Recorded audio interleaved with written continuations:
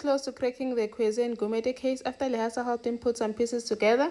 Melita found out that Ivy got the job at her hospital and went to confront her, telling her to stay away from her husband and that she should have died go Mozambique because now she's back and backstabbing her. Pretty was found by Koba's busy yelling at Buli, and he had to remind her to be professional or else step away from the case if it's too much for her. Hi, welcome to my channel. Here's an update on Skeem Saam.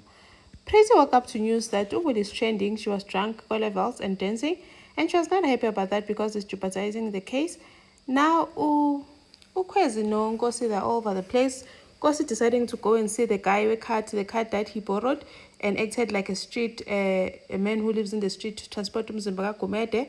Goes to look for this guy. Ukwezi had to remind him to not do anything that they'll regret. Ukwezi decided to call her uncle to find out if Peterson has been around to ask some more information about her, because now they're worried, what is this evidence that the state has against Ukwezi?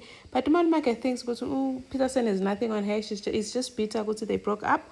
Ubuli goes to Kwezi's office only to find out from Stan that she's trending, busy dancing while she was drunk at Level Cafe. She's not happy about that because this is going to affect her case negatively. Pretty tried phoning her and could not reach her and then started yelling at her on her voice note.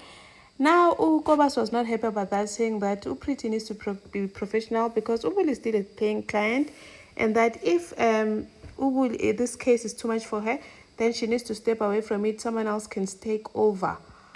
Who? And then, Nkosi comes back from looking for this guy, saying that he saw the guy. The guy swears that he did not speak to anyone and that Kwezi was not convinced, saying he has normally said, do you believe this guy? But Nkosi says he's got so much experience in questioning or interrogating people, so he would know if this guy was lying. But Ukwezi now cannot relax because now she does not know what is this evidence that Peterson or the state has against her. Now she's panicking. Nkosi is trying to make sure she calms down because Ukwezi is all over the place. She's scared of going to jail. Peterson goes to see Lehasa asking for his help because Peterson wants to bring Kwezi down. I think it's still bitter about the whole thing that she dated Kwezi because Kwezi turned down her proposal. The next thing, she's with Nkosi.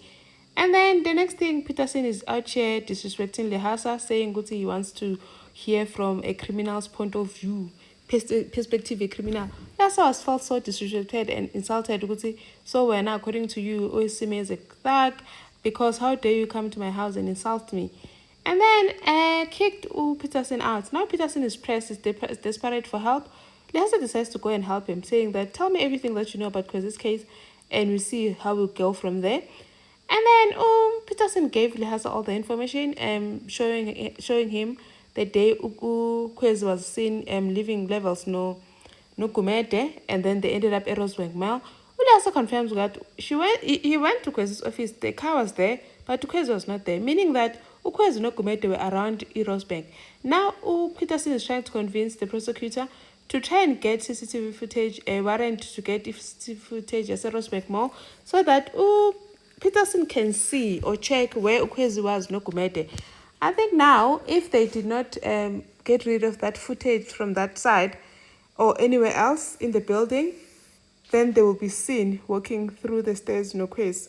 But the prosecutor is not convinced, saying that I hope this is not just one of his theories, but Peterson is adamant that he needs to get him the warrant for the CCTV footage.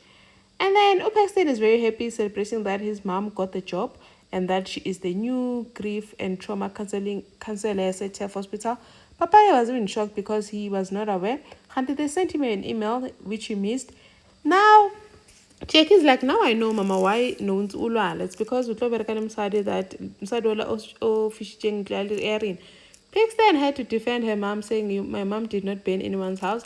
Melita could not rest. She had to go to Ivy's place to warn her to stay away from her family, stay away from my husband. When the reason you applied for the job is not for you, you did it because you want to get close to Obed.